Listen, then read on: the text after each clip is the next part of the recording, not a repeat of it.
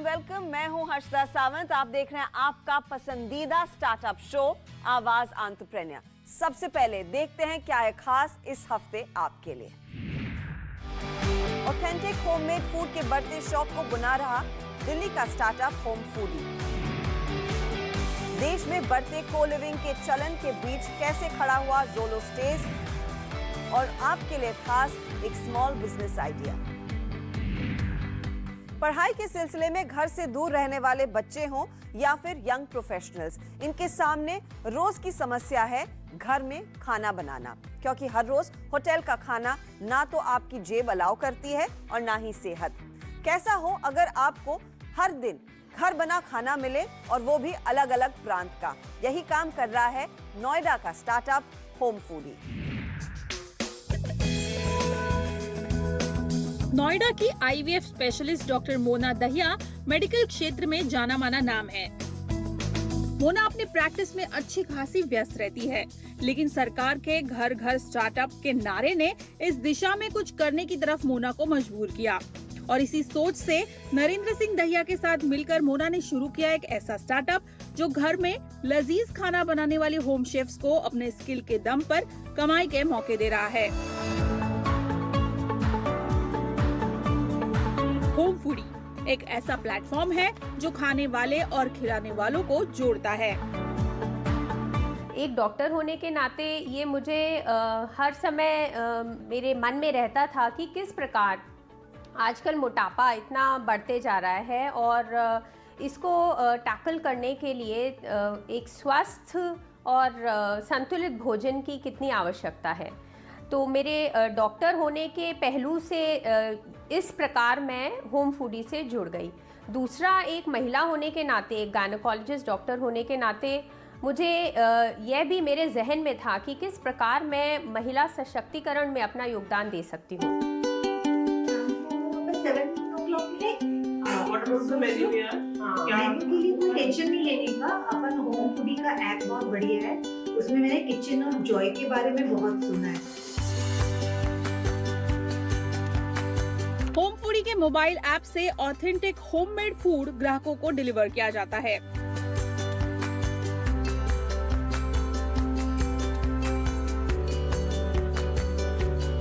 यहाँ बने खाने में न सिर्फ हाइजीन को मेंटेन किया जाता है, बल्कि इसमें माँ के हाथ का स्वाद भी चखने को मिलेगा। और यही वजह है कम समय में इस बिजनेस ने काफी अच्छा जोर पकड़ा है। मेरे जैसे यंगस्टर्स घर के बाहर होते हैं, उनके लिए ये बहुत ही अच्छा चीज़ है, क्योंकि इसमें बहुत सारा देसी फूड्स अवेलेबल है जो कि बहुत न्यूट्रिशियस है, डिलाइटफुल है और हाइजीनिक कंडीशन से तैयार किया जाता है। इसीलिए क्या है कि मन को संतुष्टि मिलती है। हेल्दी इंडिया और विमेन एम्पावरमेंट के सरकारी पहल में अपना योगदान दे रहे होम फूडी के प्लेटफॉर्म पर 150 से ज्यादा होम शेफ्स अब तक लिस्टेड हो चुके हैं, जो मल्टी क्विजीन खाने की वैरायटी ऑफर करते हैं। इन शेफ्स का चुनाव करने के लिए कंपनी ने टीम बनाई है जो स्वाद, फूड क्वालिटी, हाइजीन और किचन की स्वच्छता और पैकेजिंग स्टैंडर्ड्स जैसे तय मापदंडों के आधार पर शेफ्स का चुनाव करती है। इतना ही नहीं, होम फूडी के सभी होम शेफ्स 100% FSSAI सर्टिफाइड है। हम उनको हर प्रकार से घर बैठे बैठे हर तरीके से जो मदद दी जा सकती है वो प्रदान करते हैं, चाहे वो उनकी बैंकिंग फैसिलिटीज़ के लिए हो, या उनके पैकेजिंग में हो, डिलीवरी में हो, उनके मार्केटिंग में हो। मार्केटिंग में आप देखेंगे कि प्रिंट मीडिया है, सोशल मीडिया है, हमारा वीडियो कमर्शियल है। सो हर प्रकार से हम उन्हें ये सुविधा प्रदान करते हैं, और ये स्ट्रिक्टली हमने अपने वेबसाइट में भी लिखा है, this is only for home chefs. This जो कमर्शियल किचन्स हैं वो अलाउड नहीं है। तो इस तरीके से बहुत ही स्ट्रिक्ट गाइडलाइंस फॉलो होते हैं जो protocol, and it applies to all the home chefs, माने सभी पे ये लागू होता है। कोई ऐसा एक हफ्ता नहीं गया जब मेरे पास किसी एक नए इंसान का ऑर्डर नहीं आया हो। एक बार ऑर्डर आता है, उसके बाद रिपीट ऑर्डर्स आता है।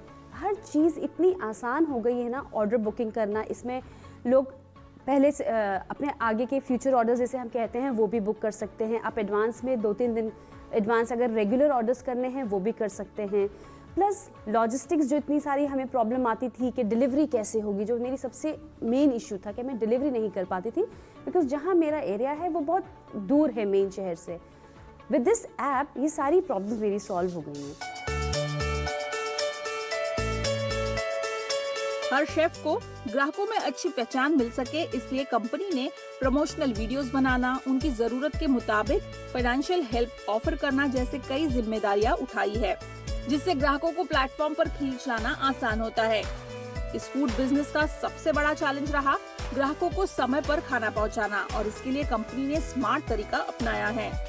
अभी हमारे पार्टनर्स हैं नोएडा में जो ये हमारे साथ टाई अप है, जिनका जो वितरण में बेसिकली हमारी मदद करते हैं, और आगे चल के भी हमें दूसरे शहरों में डिलीवरी के लिए टाई अप्स के लिए we are looking forward. Noida में अभी हमारा नाउ डिलीवरी के साथ टाई अप है। हमारे कस्टमर्स काफ़ी खुश हैं डिलीवरी के जो हमारे पार्टनर्स हैं उनकी जो भी वो सेवाएं देते हैं।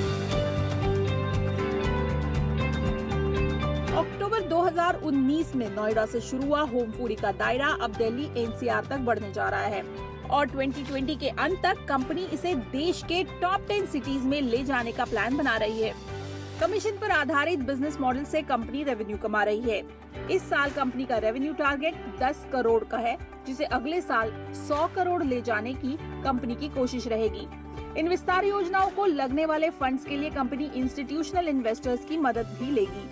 डॉक्टर मोना इस पहल को अगले 5 साल में ग्लोबल मार्केट में ले जाने का ध्येय रखती है।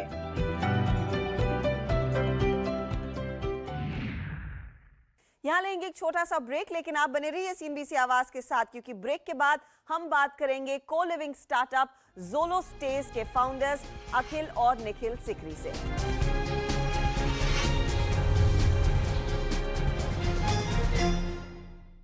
कर दे मेरे हवाले तेरे दर्द सारे, सीने से लगा लूं उनको मैं मां, तेरे आंसू मैं चुरा लूं, पलकों पे मैं सजा लूं, झुकने न देंगे सर कभी तेरा, जीता रहे मेरा इंडिया, जीता रहे मेरा इंडिया।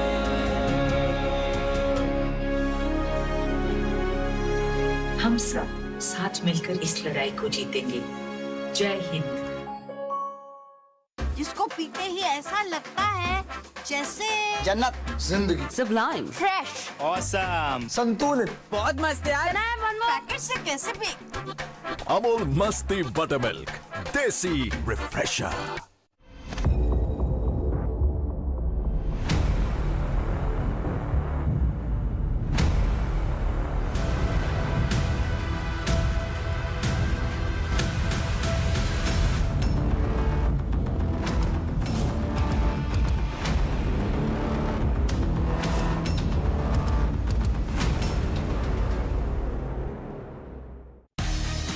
आखिरी सौदा में आपका स्वागत है। मार्केट के आखिरी 1.5 घंटे कीजिए अपनी कमाई के नाम, बनाए दमदार स्ट्रैटेजी मार्केट के जाने माने चेहरों के साथ। जानिए किन स्टॉक्स में हो रहा है ब्रेकआउट। 75,000 शेयर ट्रेड हो चुके हैं और यहाँ पर आपको एक बेहतरीन ब्रेकआउट नजर आता हुआ। और कौन से स्टॉक्स बनाएंगे आपको मालामाल। रिकवरी का मूड मेटल स्टॉक्स में देखने को मिल रहा है, तो इस पे खास तौर पर नजर रखिए। देखिए आखिरी सौदा सिर्फ CNBC आवाज पर। के प्रायोजक है Fortune refined soybean oil, India's number 1 edible oil.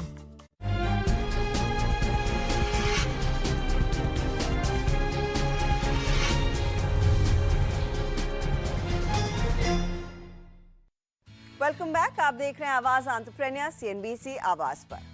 पिछले 5 सालों में WeWork, Awfis 91 Springboard और बी हाइव जैसे को-वर्किंग स्पेसेस की सफलता पर लाइमलाइट रहा है।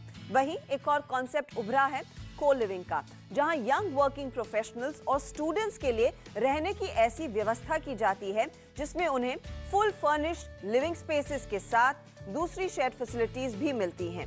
2015 में निखिल सिकरी, अखिल सिकरी और स्नेहा चौधरी ने लिविंग एक्सपीरियंस को रीडिफाइन करने के मकसद से अपनी कंपनी जोलो स्टेज की नींव रखी।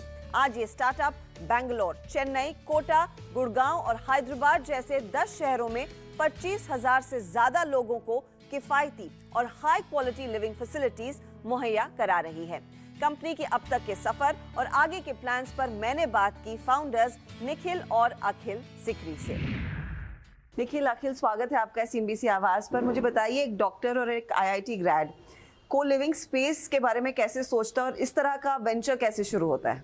इट वॉज नॉट कि हमें ये करना है, इट वॉज कि अब देखते हैं जो हमने सीखा है आज तक उन गलतियों को दोबारा नहीं दोहराएंगे। कि प्रोडक्ट मार्केट फिट सही होना चाहिए, B2C बिजनेस करेंगे, बड़ी मार्केट होनी चाहिए कि करोड़ों लोग हैं, उसमें से कुछ तो मुझे देंगे पैसा धंधा चलाने के लिए, सैलरीज पे करने के लिए। इम्पैक्ट होना चाहिए। हाँ, इम्पैक्ट होना चाहिए। तो को लिविंग के लिए कोई यूरेका मोमेंट था कि ये चलेगा? इस पे आते हैं। जब हम एक माराथली में, और देर आर मेनी मतलब PG के हब्स बने हुए हैं, आप अंदर जाते हैं और आपको दिखता है कि यार लोग ऐसे मतलब हज़ारों में भी लाखों की तादाद में रह रहे हैं, एंड मतलब देर आर जहाँ पे इतनी डिग्निफाइड लिविंग नहीं है। So that was more of a like place where you said कि यार हाँ, इसमें वी हैव अ बहुत ज़्यादा इम्पैक्ट कर सकते हैं। वो यूरेका को या कन्विक्शन मोमेंट कहो कि वहाँ जाके लगा कि यार ये अगर बदलेंगे ना तो पुण्य मिलेगा। इस लाइफ कंडीशन को चेंज करना है हमें। This is something that deserves better life. लेकिन को-लिविंग जिस समय आप लोगों ने शुरू किया तब बहुत ही नेसेंट मार्केट था, तो उसको आप नॉर्मली कहते थे कि PG बिजनेस में आप उतर रहे हैं। कई लोगों ने आपको कहा भी था कि आप क्या कर रहे हो, टेक्नोलॉजी में PG बिजनेस को जोड़ रहे हो और आप बोल रहे हो कुछ फैंसी शुरू कर रहे हैं। तो वो पीरियड आपके लिए इनिशियली कैसा रहा? शुरू में एक्चुअली में लोग कहते थे कि इसमें क्या ही कर लोगे तुम, बट आई थिंक हमें कन्विक्शन था कि this is how the future of the world is going to be. तो co-living is the form of living जो आगे चलेगा। So that's where we got conviction on a very philosophical level कि ये दुनिया तो ऐसे ही होगी, कब होगी हमें नहीं पता, and thankfully हमारा बिजनेस ठीक चल रहा था तो हमें जल्दी भी नहीं थी। We've been consistently growing 300% year on year। अगर आप 300% year on year ग्रो कर रहे हो तो आपको अभी जल्दी नहीं है सारी दुनिया को बताने की, जब पता लगेगा अपना बिजनेस अच्छा कर रहा है। ओयो एक क्लियर कट एग्जाम्पल है जो इन्वेंट्री बेस्ड मॉडल के साथ शुरू हुआ और अभी भी शायद उनके कुछ बिजनेसेस वैसे ही हैं। In fact your model was very similar, बस आप होटल्स के बजाय को लिविंग और ज्यादा लॉन्गर पीरियड स्टेज के बारे में सोच रहे थे। वी वांटेड टू गिव कि अच्छे जो कि so it was more of a aggregator model कि जो भी हमारे अच्छे PGs, हॉस्टल्स और को लिविंग हैं, हम उनको एम्पावर करेंगे। हम उनके लिए टेक्नोलॉजी प्लेटफॉर्म बनाएंगे, हम कस्टमर के लिए सर्च एंड डिस्कवरी बनाएंगे, और हमारे जो एसोसिएटेड पार्टनर्स हैं उनको हम एम्पावर करेंगे। बट 6 महीने के अंदर ही हमें दिख गया कि हम जो कस्टमर्स को प्रॉमिस कर रहे हैं हम उनको डिलीवर नहीं कर पा रहे।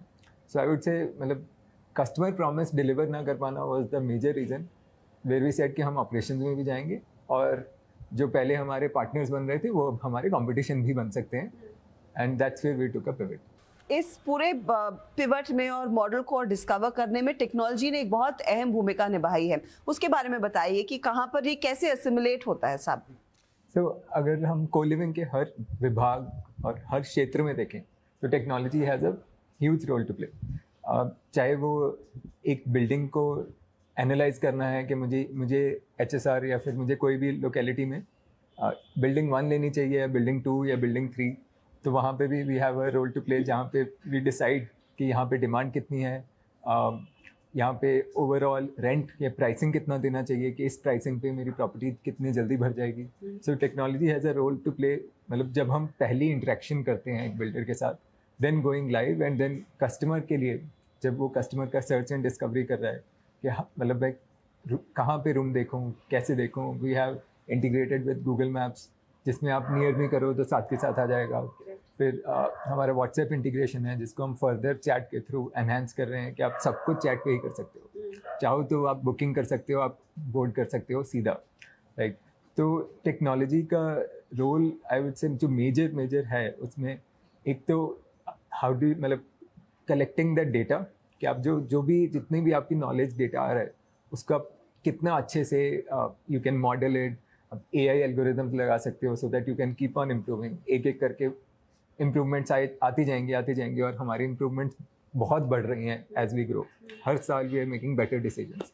यहाँ पर वो फिर इम्पॉर्टेंट है कि आपकी रिलेशनशिप इवेंचुअली उस प्रॉपर्टी ओनर के साथ कैसी रहेगी। आई एम श्योर आप कह रहे थे कि इनिशियली आप कुछ पुण्य कमाना चाहते थे एजुकेशन में, आप लोग एक वरदान के तौर पर आए स्पेशली बिल्डर्स के लिए और you know people who are sitting on a large amount of inventory.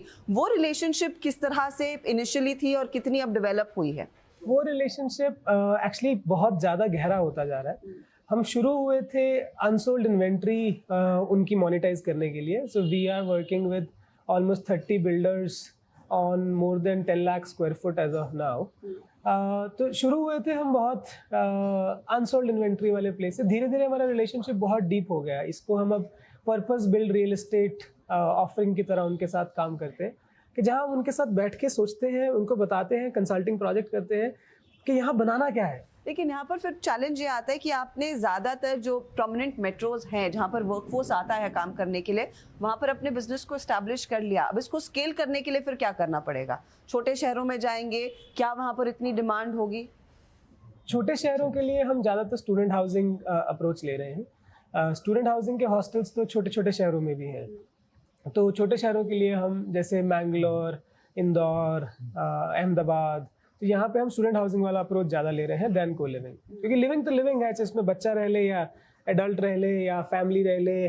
Platform जो हमारा टेक्नोलॉजी प्लेटफॉर्म है, इट एनेबल्स एवरीथिंग। अखिल, ये बताइए कि इस समय क्या आपको लग रहा है आप ऐसे मकाम पर है जहाँ पर जो आप डेटा कलेक्ट कर रहे हैं वही बिजनेस को ड्राइव करेगा?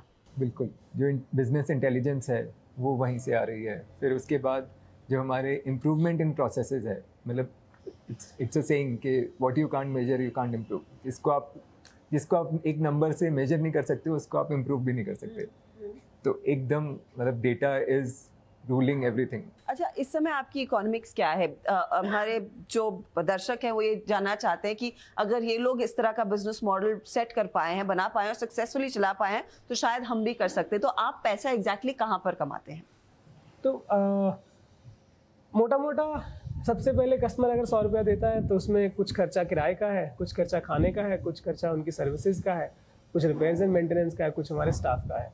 तो ये सब निकाल के एवरेज मार्केट में 15 से 20% बच जाता है। तो वही हमारी चेष्टा रहती है कि हमें 15 से 20% बच जाए, क्योंकि आगे सैलरीज भी हैं। ये तो सिर्फ प्रॉपर्टी का खर्चा है, उसके बाद टेक्नोलॉजी कॉस्ट है, सैलरी कॉस्ट है, सब करते करते आपके पास 7-8 बचेगा। तो क्या 7-8 काफी है या फिर उसको आप बढ़ाना पड़ेगा? हाँ, नहीं, वो हम धीरे धीरे बढ़ाएंगे। तो बढ़ाने के लिए क्या रोड मैप आप लोगों ने कुछ तो सोचा होगा, क्योंकि आपके साथ बड़े बड़े निवेशक हैं, आपने हाल ही में ट्राइफेक्टा से भी बड़ा अमाउंट रेस किया है, तो वो लोग भी सोचते होंगे कि इस प्रॉफिट के आंकड़े को बढ़ाने के लिए आप लोग क्या करेंगे?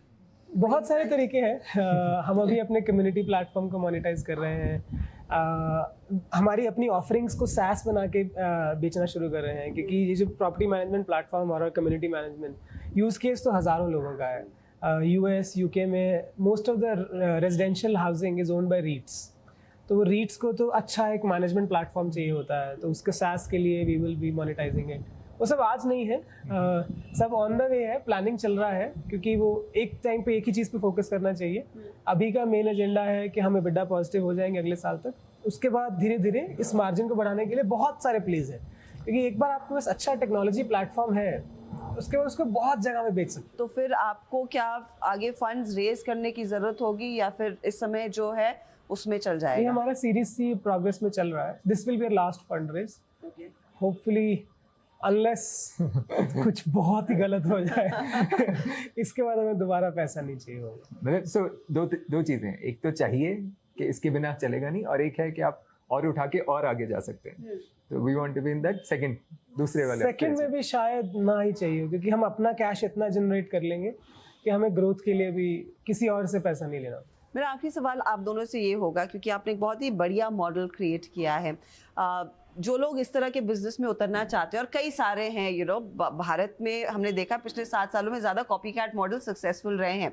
तो आपसे इंस्पिरेशन लेके, कॉपी कैट नहीं, इंस्पिरेशन लेकर कुछ अगर इस तरह की स्थिति में आना चाहते हैं या फिर इस तरह का प्रोडक्ट क्रिएट करना चाहते हैं, उनके लिए आपके दोनों के टॉप सजेशंस क्या रहेंगे? मेरा टॉप सजेशन रहेगा कि ये बिजनेस होर्डिंग्स लगा के नहीं बनेगा, तो पैसा रेज करने पे कम फोकस करें और कस्टमर पे ज़्यादा फोकस करें। इवेंचुअली ये वर्ड ऑफ माउथ से ही बनेगा बिजनेस। हमारा मार्केटिंग स्पेंड आज भी लेस देन 1% ऑफ रेवेन्यू है, despite 300% year on year growth. जब तक मेरे को अच्छा एक्सपीरियंस मिल रहा है मैं आपके साथ बना रहूंगा। उसी नोट पर बहुत बहुत शुक्रिया and all the very best. शुक्रिया, थैंक यू। यहाँ लेंगे एक छोटा ब्रेक, आगे देखिए हमारा small business idea.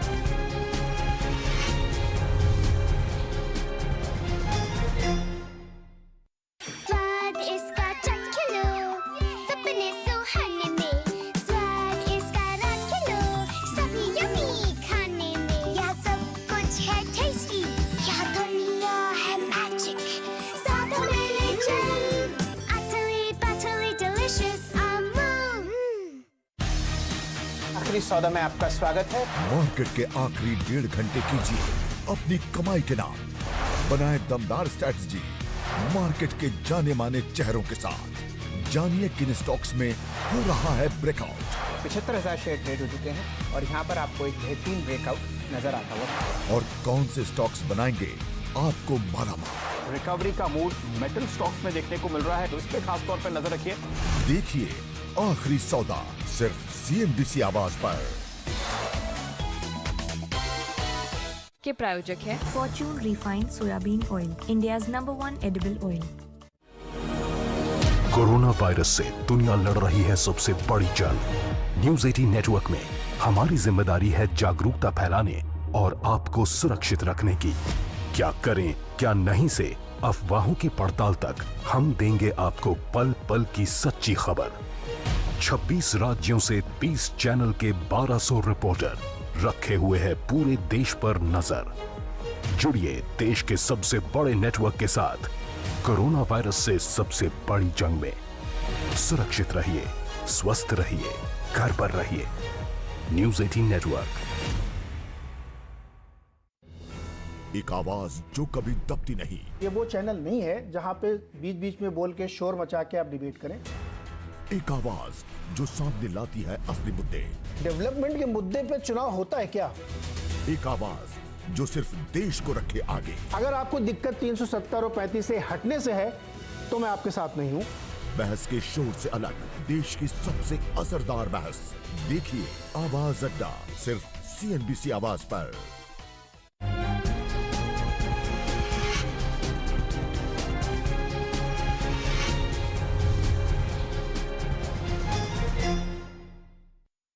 Welcome back. आप देख रहे हैं आवाज एंटरप्रेन्योर और शो के इस हिस्से में छोटे स्तर पर बिजनेस शुरू करने का आइडिया आपके लिए हाजिर है।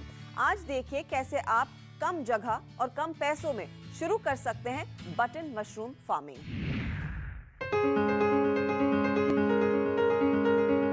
देश की मिट्टी से जुड़े कई ऐसे पढ़े लिखे नौजवान हैं जो कमाई के लिए खेती की तरफ मुड़ गए हैं।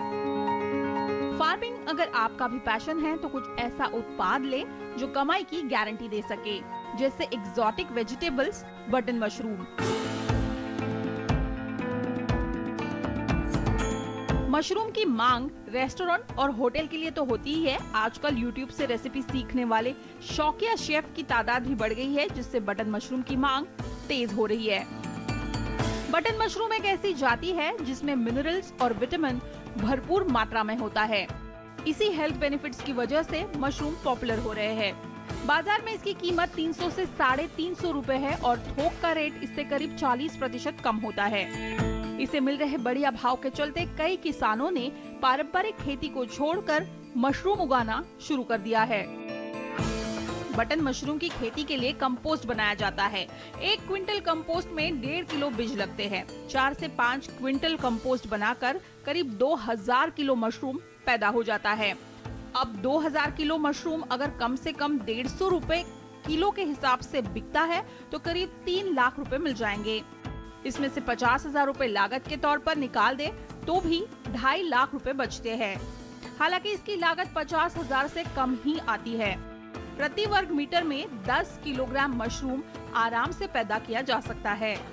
कम से कम 40 बाय 30 फुट की जगह में 3-3 फुट चौड़ी रैक बनाकर मशरूम उगाए जा सकते हैं। कंपोस्ट को बनाने के लिए धान की पुआल को भिगोना होता है और 1 दिन के बाद इसमें डीएपी, यूरिया, पोटाश, गेहूं का चोकर, जिप्सम और कार्बोफ्यूरेडन मिलाकर इसे सड़ने के लिए छोड़ दिया जाता है। करीब 1.5 महीने के बाद कंपोस्ट तैयार होता है। अब गोबर की खाद और मिट्टी को बराबर मात्रा में मिलाकर करीब 1.5 इंच मोटी परत बिछाकर उस पर कंपोस्ट की 2-3 इंच मोटी परत चढ़ाई जाती है। इसमें नमी बरकरार रहे इसलिए स्प्रे से मशरूम पर दिन में 2 से 3 बार छिड़काव किया जाता है। इसके ऊपर 1-2 इंच मोटी कंपोस्ट की परत और चढ़ाई जाती है और इस तरह से मशरूम की पैदावार शुरू हो जाती है। सभी एग्रीकल्चर यूनिवर्सिटीज और कृषि अनुसंधान केंद्रों में मशरूम की खेती की ट्रेनिंग दी जाती है। अगर आप इसे बड़े पैमाने पर खेती करने की योजना बना रहे हैं तो बेहतर होगा एक बार इसकी सही ढंग से ट्रेनिंग कर लें।